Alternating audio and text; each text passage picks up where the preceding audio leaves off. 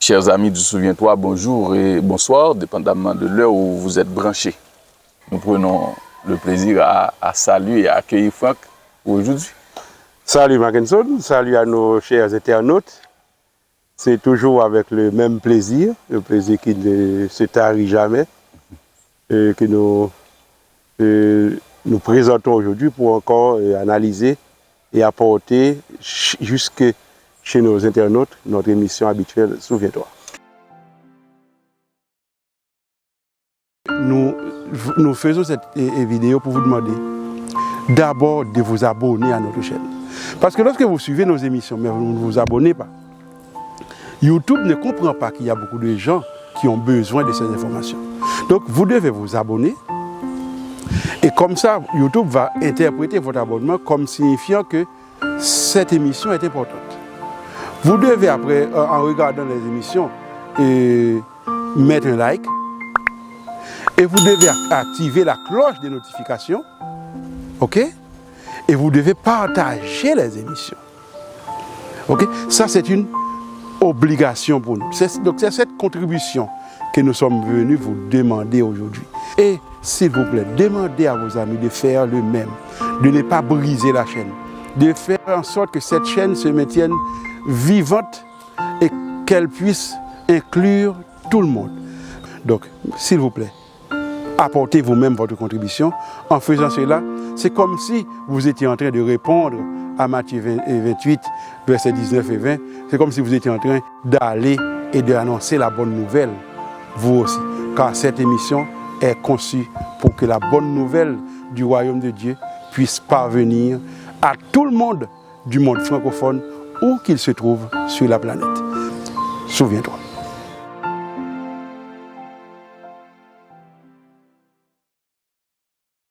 Dans le cadre de l'émission d'aujourd'hui, nous allons essayer de considérer les principaux enseignements du livre de la Genèse et sur la société antique. Et tu vas essayer d'écrire ou bien de développer pour nous, de nous expliquer par exemple la société, et donc les caractéristiques de la société d'une manière générale et antique, donc la structure, donc d'abord l'organisation sociale, la structure sociale et le résultat, ou sinon les conséquences, donc qu'est-ce que tout cela produit.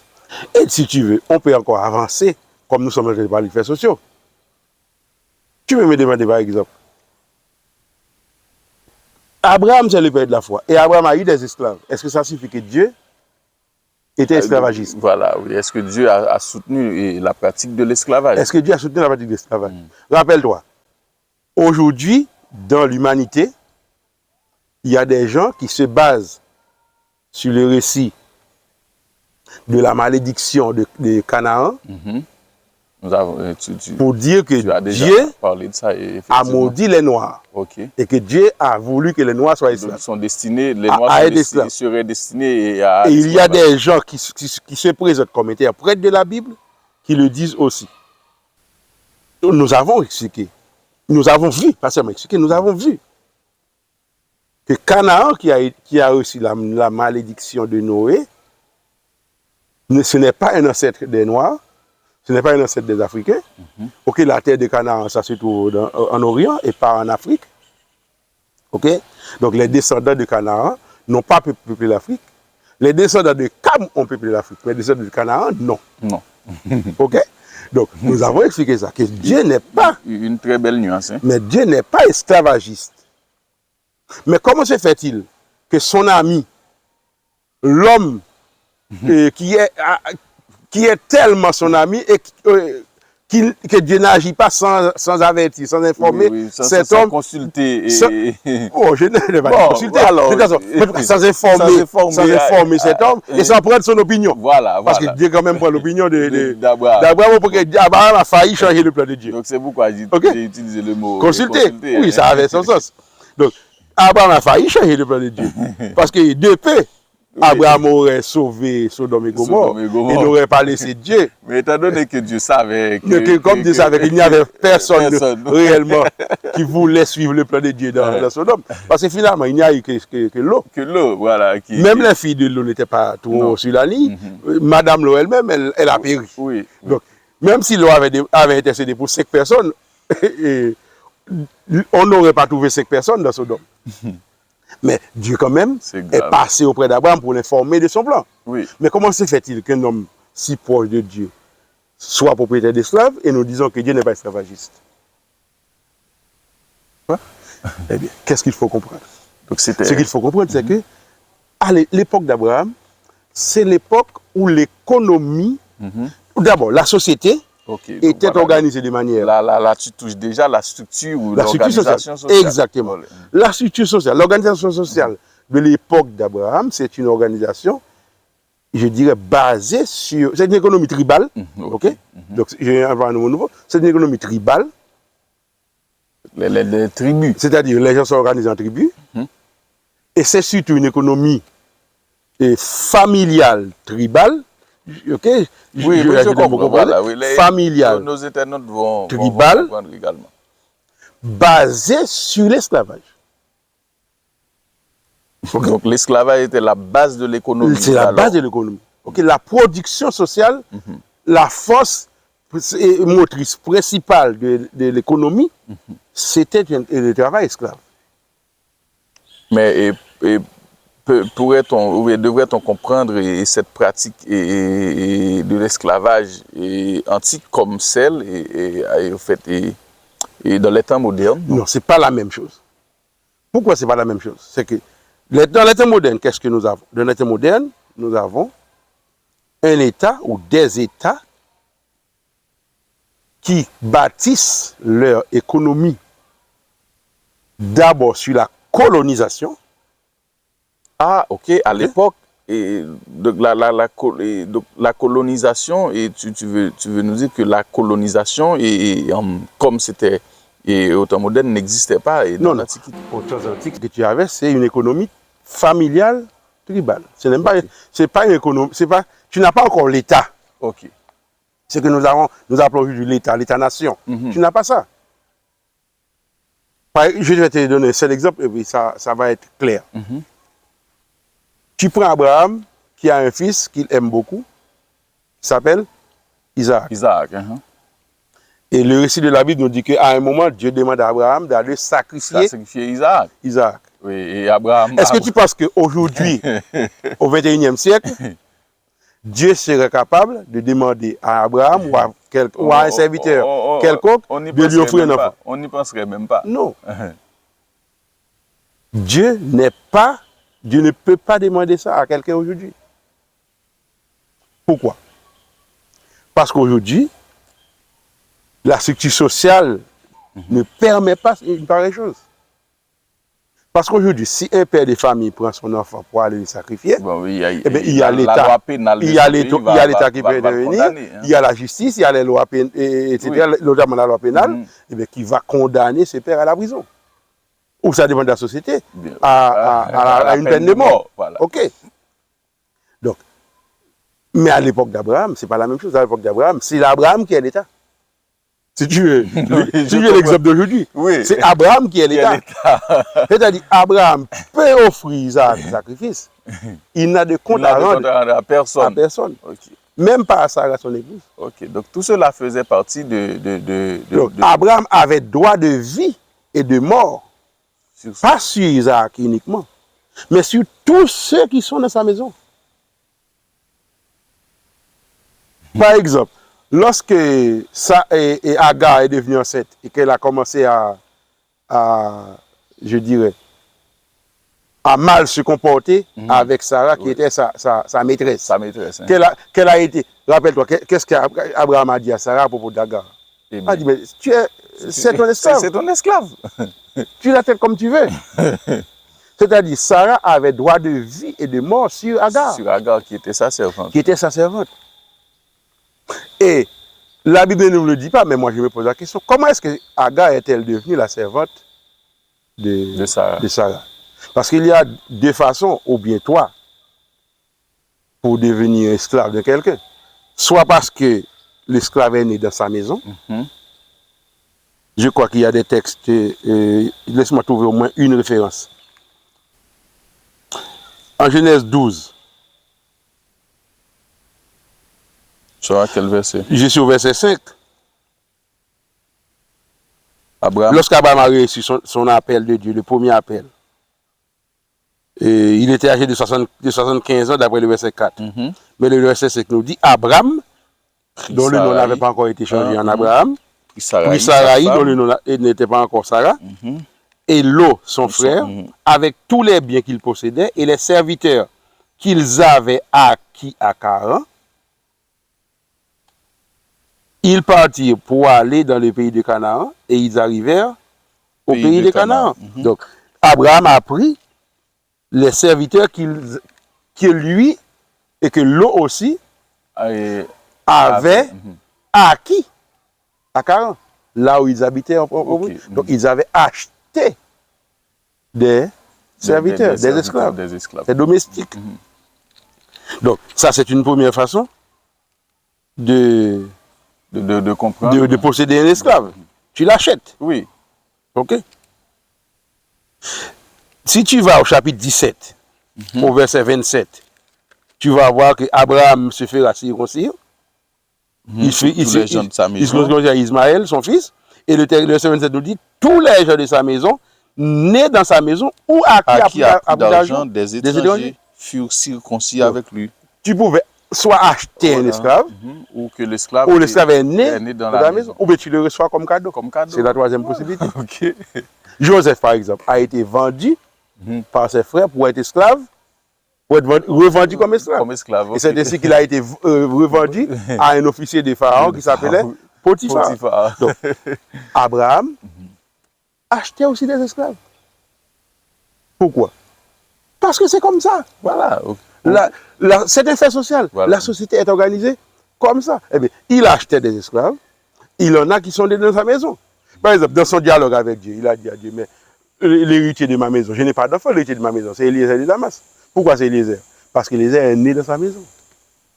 Et Eliezer est devenu, je dirais comme j'ai dit pour Joseph la dernière fois, Eliezer est devenu l'administrateur de sa maison. C'est-à-dire, parmi tous ses serviteurs, Eliezer était le premier, le mieux placé. Même pour choisir une femme pour son fils. Et notez bien, donc tu peux déjà voir la différence entre l'esclavage de cette époque et l'esclavage moderne. Ok, je comprends là maintenant. L'esclave moderne, c'est quelqu'un qui est considéré comme uniquement comme un bien. Un bien ou un objet. Un objet. Voilà. Mais l'esclave à l'époque d'Abraham. Exploitation. À exploitation, mais l'esclave à l'époque d'Abraham. Mais c'est un homme de confiance. Un homme qu'Abraham peut envoyer à des kilomètres de distance pendant plusieurs jours, avec l'assurance qu'il va revenir.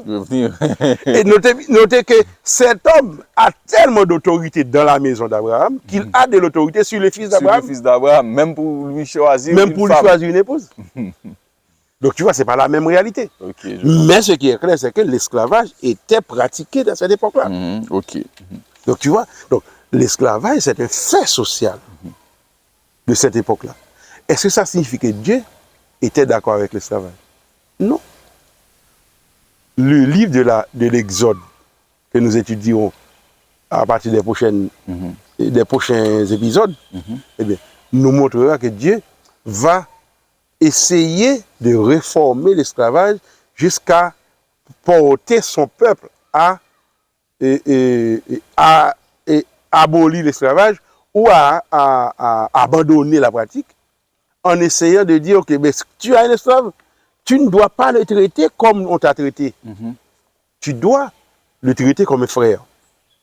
Et puis, il va donner des lois qui, avec le temps, finiront par porter les serviteurs de Dieu à abandonner l'esclavage.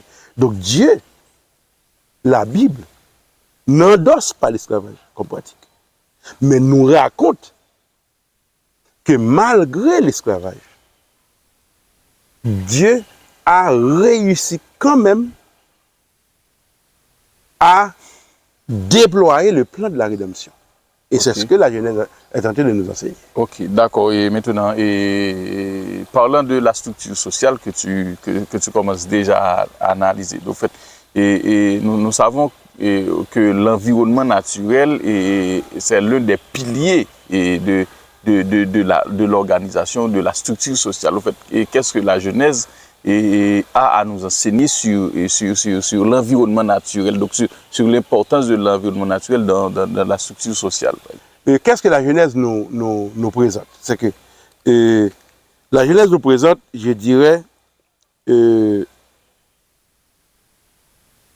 option privilégiée pour un environnement qui soit le plus proche possible de la nature.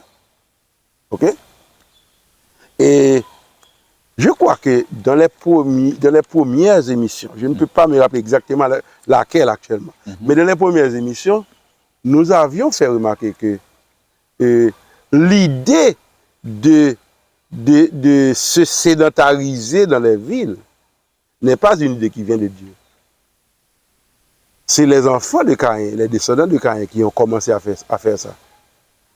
C'est Caïn lui-même qui a bâti une première ville et à laquelle il a donné le nom de son fils, Enoch. Mais que le plan de Dieu, c'est un plan que l'homme se répande sur la terre et qu'il vive de préférence le plus proche possible de la nature. Et pourquoi? Parce qu'aujourd'hui, on peut constater, aujourd'hui, il y a... les études sont en train de nous dire que la qualité de la vie, lorsqu'on est le plus proche possible de la nature, on a une qualité de vie beaucoup mieux, on a une meilleure qualité de vie comparé à des gens qui vivent en grande densité dans des villes très peuplées. OK? Et même pour se nourrir, la recommandation de Dieu a été de rester le plus proche possible de la nature. Le premier régime que Dieu a donné avant le péché, c'est un régime uniquement de fruits, constitué uniquement de fruits.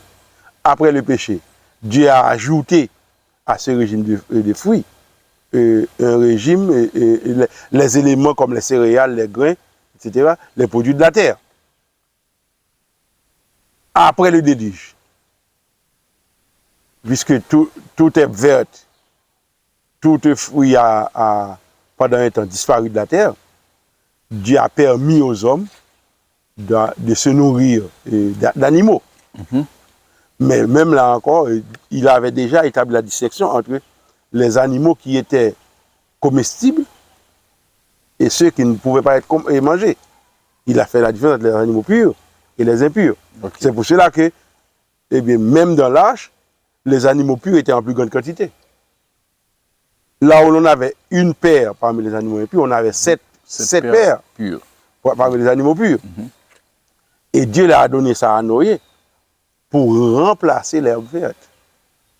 Donc l'idée qui est transmise dans ce texte, c'est l'idée que une fois que l'herbe verte revient, l'idéal c'est de revenir à l'herbe verte et d'abandonner le produit carné. Et tu te rappelles, nous avons analysé comment ce régime allait contribuer à une diminution drastique dans l'espérance et la qualité de vie de l'homme. Donc, ce que la Genèse nous montre, c'est que plus la vie est proche de la nature, plus on est proche de l'idéal de Dieu, et bien plus on a une meilleure qualité de vie.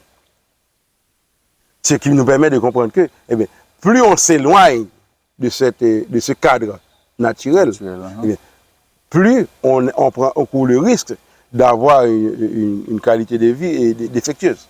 On peut le dire comme ça. Ok, je comprends. Et maintenant, voilà. Et Dieu, avant de créer, de fonder la première société, c'est-à-dire Adam et Ève, il a établi un cadre ou un environnement naturel. Et pourquoi? Ensuite, il a demandé à l'homme de cultiver ce genre de travail. Pourquoi? Donc, s'il avait déjà tout créé pour l'homme, pourquoi était-il obligé de travailler? Ça, pour moi, c'est une excellente question. Ça me permet de faire deux précisions. Je dis cela, pourquoi? Parce que je vois que le travail... Oui. Non, je vais faire deux précisions. C'est une excellente question. D'abord, c'est pour être la première, la plus rapide, la première précision, c'est que l'oisiveté ne fait pas partie de ce que Dieu se propose pour ses enfants. Donc Dieu veut que ses enfants soient occupés. OK? Donc, en créant l'homme, Dieu a voulu que l'homme trouve son bonheur en cultivant le jardin, un jardin qui ne manquait de rien, mais Dieu quand même a demandé à l'homme de le cultiver, c'est-à-dire de s'occuper du jardin. Donc, ce qui a signifié que Dieu n'a pas placé l'homme pour être oisif, pour rester sans rien faire. Dieu lui a donné le jardin pour le cultiver, et en le cultivant, Dieu était sûr que cela allait créer un environnement de bonheur pour l'homme. Mais la deuxième précision qui m'intéresse beaucoup plus, c'est sur la nature du travail. Okay. Parce que cela nous permet de comprendre que le travail que nous connaissons aujourd'hui n'est pas le travail que Dieu a voulu pour nous. Et quelle est la différence? La différence, c'est que le travail aujourd'hui est devenu comme un châtiment, comme une punition. Rappelle-toi, après le péché, Dieu a fait un jugement. Okay? Il a questionné Adam, il a questionné Ève. Et Dieu a dit à Adam, okay, le sol sera maudit à cause de la décision que tu as prise de passer outre la loi, de te conformer de préférence à la voix de ton épouse, qui elle-même s'est conformée à la voix du serpent, au lieu de te conformer à la loi telle que je l'ai énoncée pour vous. Donc, la conséquence, c'est que le sol sera maudit. Donc, pour avoir ton pain, tu devras maintenant travailler et suer beaucoup. Et tu peux même suer et ne pas avoir autant que tu en aurais besoin. Okay. Donc là, ce travail-là, c'est ce travail que nous connaissons aujourd'hui. C'est le travail qui aujourd'hui prend la forme de l'emploi. Eh bien, et surtout l'emploi salarié. Donc là, tu parles de l'organisation sociale du travail. Du travail, ok? Donc, c'est ça, c'est le travail pour se reproduire. C'est le travail qui est presque aujourd'hui synonyme d'emploi. Lorsqu'on dit, est-ce que X travaille ou il ne travaille pas? C'est-à-dire, est-ce qu'il a un emploi? Ok. Mais le travail initial, le travail que Dieu a voulu, que j'ai envie d'appeler le travail ontologique, c'est-à-dire un travail dont l'objectif, dont le but n'était pas d'assurer à l'homme un emploi, ou bien d'assurer à l'homme ses moyens de subsistance ou de reproduction, mais un travail que Dieu avait institué uniquement pour le bonheur de l'homme. Comme activité physique. Comme activité physique. Okay. Pour donc le travail à ce moment-là était comme un sport pour l'homme, tu veux dire? Même pas un sport. C'est une manière de... C'est beaucoup plus plaisant qu'un sport. Mais quand tu le dis comme ça, je comprends ce que tu veux dire, parce que les internautes aussi comprennent. Eh bien, ce travail-là, nous l'avons perdu. Donc nous pouvons voir, encore une fois, la différence entre ce que Dieu a voulu et ce que nous avons. Donc, qu'est-ce que Dieu a voulu? Dieu a voulu pour nous le travail de cultiver et de garder le jardin. Mais dans ce jardin, il y avait déjà tout. Voilà.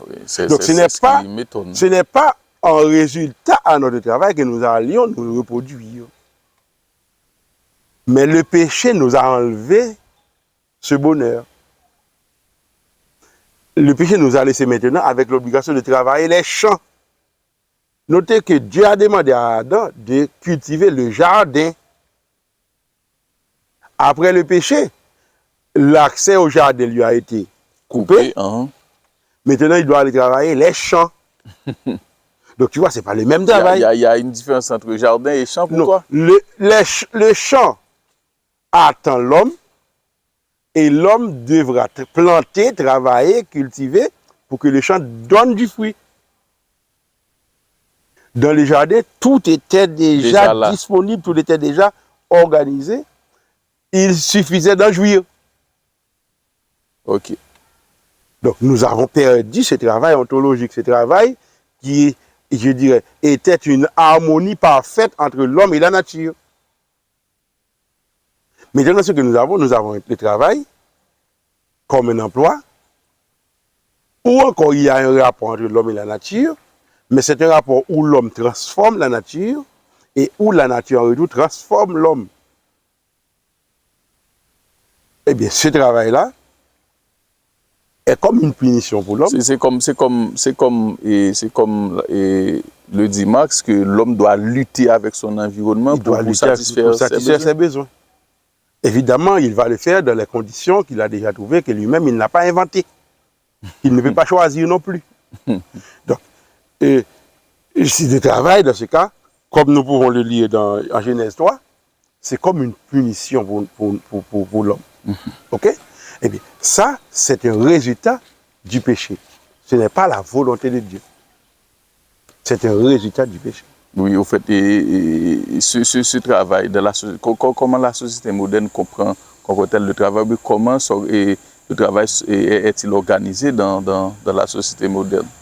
Le constat aujourd'hui dans la société moderne, c'est que le travail, l'essentiel du travail est organisé autour du salariat. Et le salariat, le salaire, c'est quoi finalement? Le salaire, c'est, lorsqu'on analyse le salaire, c'est comme un moyen de subsistance qui est donné au travailleur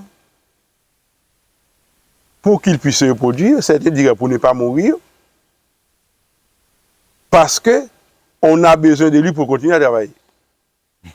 Donc, le salaire qu'on lui donne, ce n'est pas un salaire pour que finalement il puisse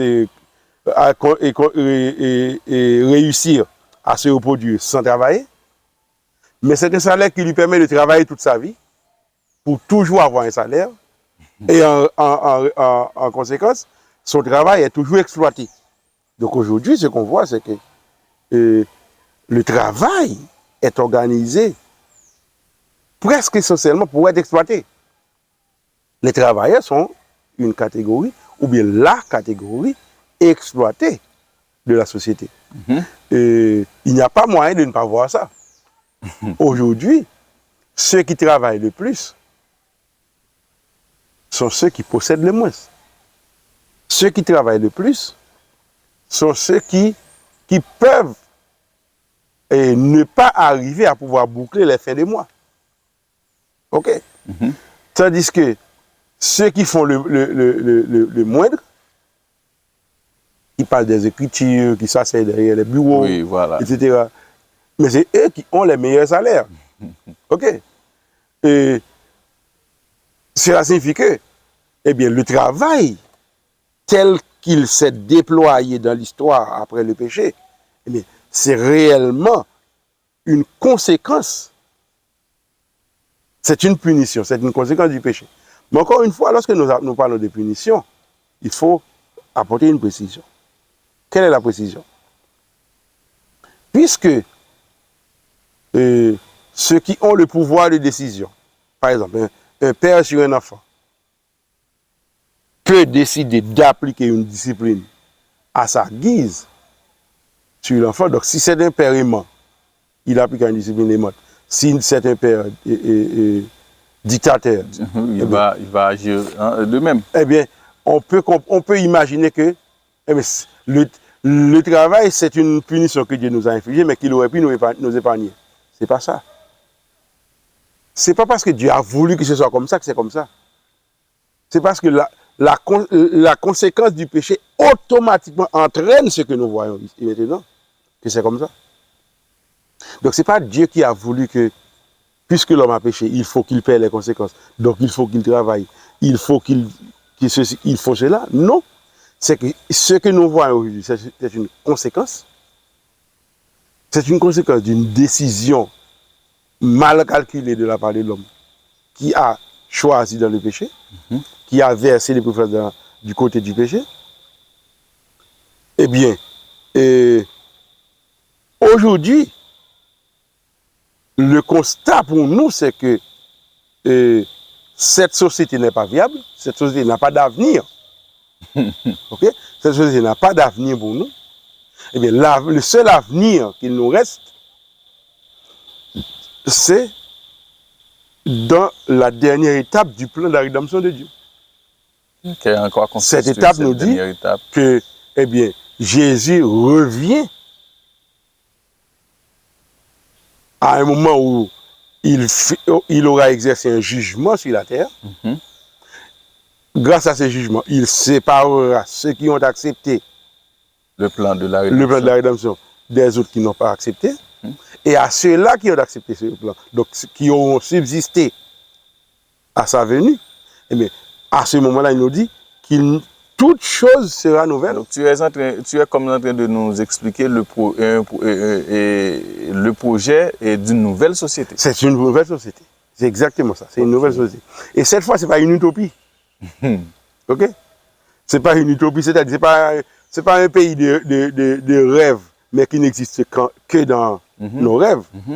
Mais c'est réellement la société que Jésus a promis qu'il est allé préparer pour ceux-là qui acceptent le plan de la rédemption et dans laquelle, bientôt, très bientôt, il introduira tous ceux-là qui se seront laissés racheter par le plan de la rédemption. Okay. Et c'est à ce moment-là seulement que les problèmes connaîtront une solution. Donc, jusque-là, eh bien, les problèmes vont continuer à se multiplier.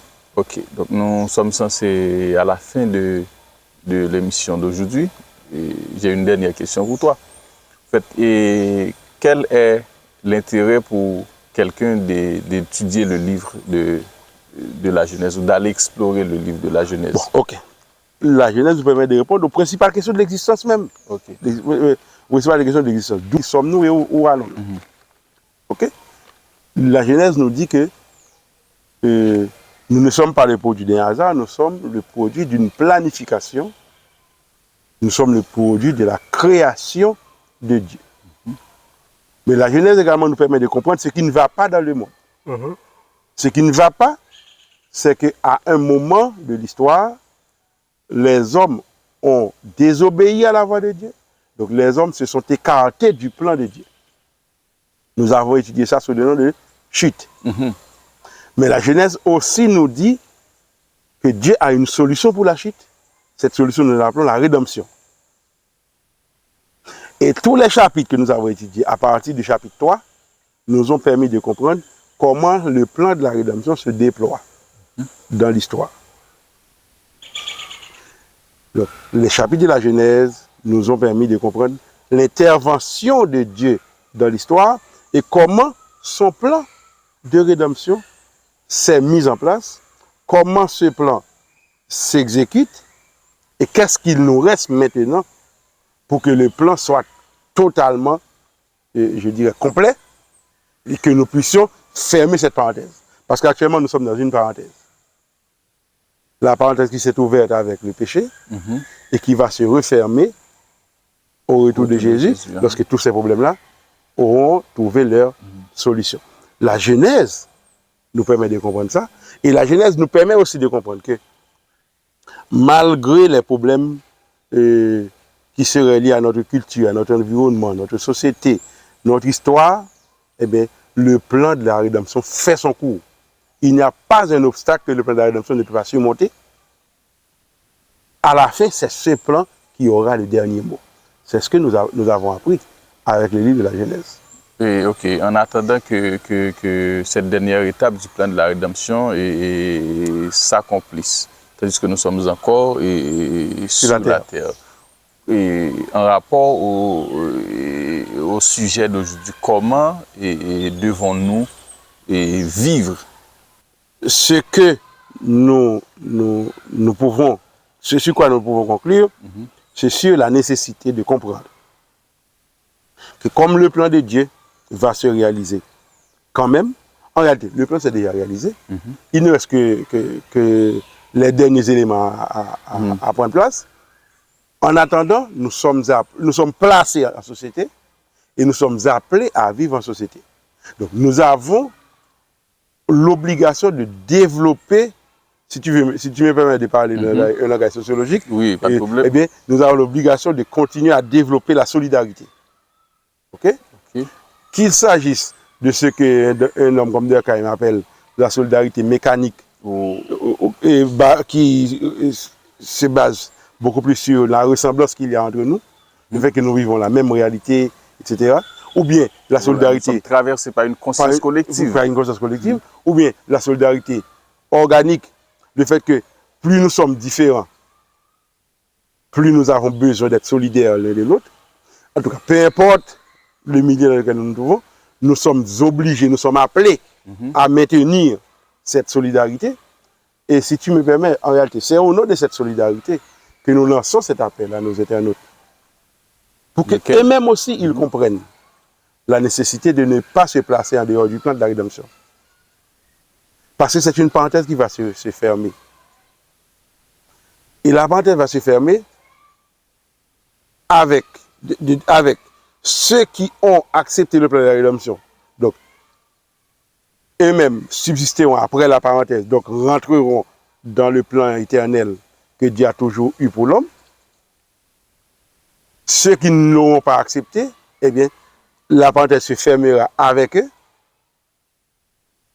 Ce qui s'est passé pendant la parenthèse va disparaître. C'est ce que le dernier chapitre de la Bible nous dit. Le dernier chapitre de la Bible nous dit, Apocalypse, Apocalypse 22, que Dieu va essuyer toute larme des yeux de ses enfants. La mort ne sera plus. Il n'y aura ni deuil, il n'y aura ni cri, ni douleur. Toutes les premières choses auront disparu. Donc, tous les problèmes sociaux que nous avons analysés, polygamie, esclavage, tous les problèmes qui vont avec, maladie, etc., tout cela va disparaître. Eh bien, ceux-là qui n'ont pas accepté le plan de salut, eh bien, eux-mêmes, la parenthèse va se refermer avec eux, ils disparaîtront. Mais ceux qui ont accepté le plan de salut, la Bible nous dit, même ceux-là qui sont morts, ressusciteront pour une nouvelle vie. Et ceux-là qui sont vivants passeront par une transformation physique, où ils recevront un corps qui ne périra plus. Et à partir de ce moment-là, ce sera la vie éternelle dans le bonheur, dans la félicité. C'est au nom de cette solidarité que nous ne pouvons pas garder cette bonne nouvelle pour nous-mêmes. Nous devons la partager avec les internautes. En réalité, c'est ce que la Bible appelle l'évangile. L'évangile, c'est ça. D'accord. Et merci Franck, et nous tenons à te remercier sincèrement pour ces belles idées partagées avec nous, donc pour cette analyse que tu fais de la Bible dans une perspective scientifique. Et vous, chers internautes, nous vous remercions de votre fidélité à cette émission et à Souviens-toi. Et nous vous donnons rendez-vous à la plus prochaine émission. Et n'oubliez pas, ici c'est Souviens-toi. La consigne, c'est d'abord abonnez-vous, ensuite partagez avec les autres, likez les émissions, activez la cloche de notification, assurez-vous, disons-le de préférence, assurons-nous que nos vidéos parviennent à tous, où qu'ils se trouvent sur la terre, pourvu qu'ils fassent partie du monde francophone. N'oubliez pas, souviens-toi.